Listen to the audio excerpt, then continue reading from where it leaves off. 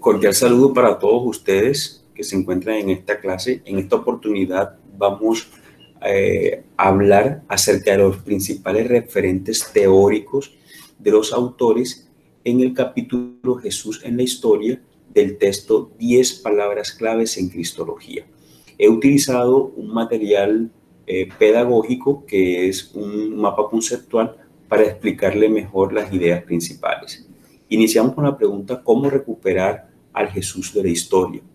Primero debemos tener presente que inicialmente durante muchos siglos la conciencia cristiana vivió en la seguridad de que los evangelios relataban la historia de Jesús. Existían ciertas diferencias entre los relatos evangélicos, pero eran insignificantes y fácilmente comprensibles. En cualquier caso, existía la tradición y la doctrina dogmática que establecían el sentido auténtico de los hechos. Inicialmente, el dogma y la historia, la fe y los acontecimientos se encontraban en una armonía serena y tranquila. Durante muchos años no se percibía la importancia del contexto histórico.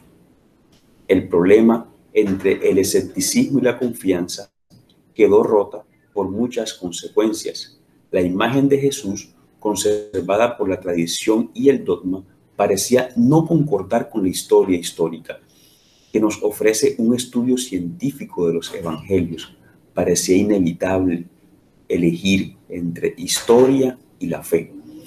Dos son las razones de esta transformación: la primera de carácter histórico y la segunda de carácter teológico.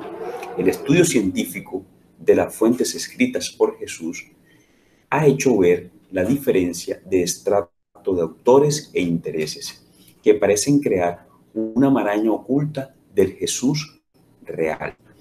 Por eso vamos a encontrar algunas etapas de esa investigación acerca de la historia sobre la vida de Jesús. Entonces encontramos la antigua investigación, cuyo objetivo no era propiamente científico, sino que pretendía cuestionar los fundamentos sobre los que se apoyaba la Iglesia. Las pretensiones de la Iglesia se levantaban sobre una gran mentira: el Jesús predicado no existió. La primera conmoción fue provocada por Reimarus.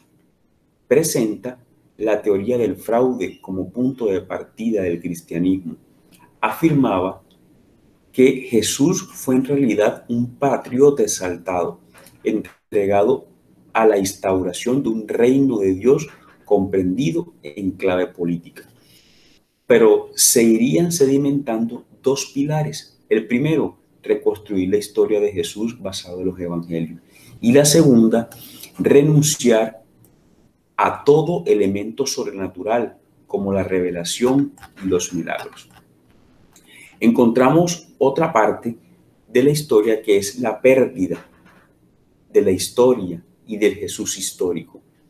El método histórico no era merecedor de tal grado de confianza, porque resulta imposible separar el hecho y la interpretación.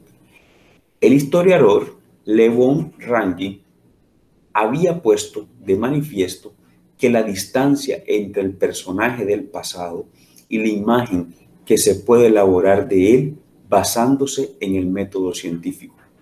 La figura reconstruida es siempre una figura de la leyenda. El personaje real queda más allá.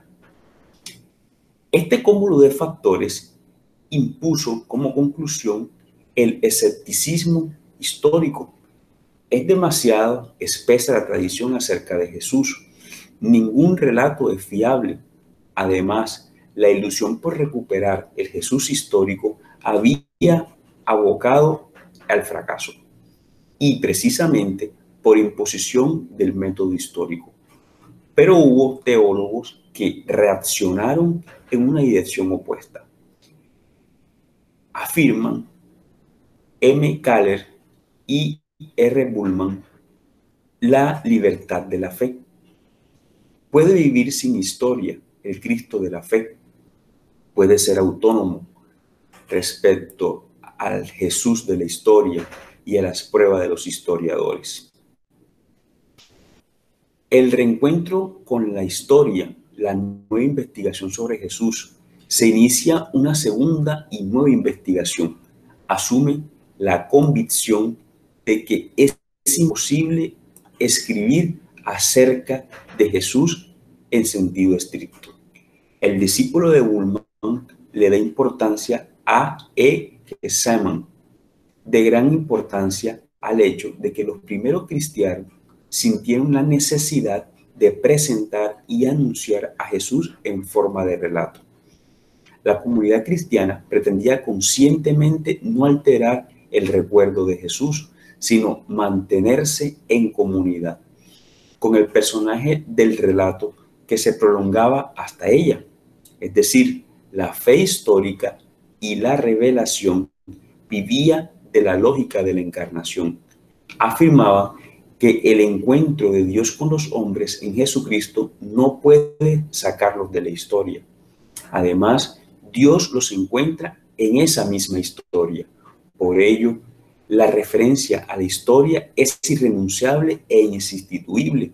Por otra parte, en las escuelas exegéticas se fueron recorriendo caminos que aumentaban la fiabilidad de esta nueva investigación. El estudio de los modos de transmisión oral de las tradiciones judías permitió comprobar un alto grado de fidelidad, lo que permite otorgar esta fiabilidad a los relatos de Reisenfeld y Gerhardson. Además, encontramos a Jesús en su contexto, que es la tercera investigación sobre Jesús. A finales de la década de los 70 se produjo una auténtica avalancha de escritos sobre Jesús. Vivían de un claro optimismo histórico. Encontramos a Mayer, a Harvey, a Sanders y a Charles Ward. Fueron los iniciadores de este proceso. Además, Crozan, Huxley, Hoare y Meyer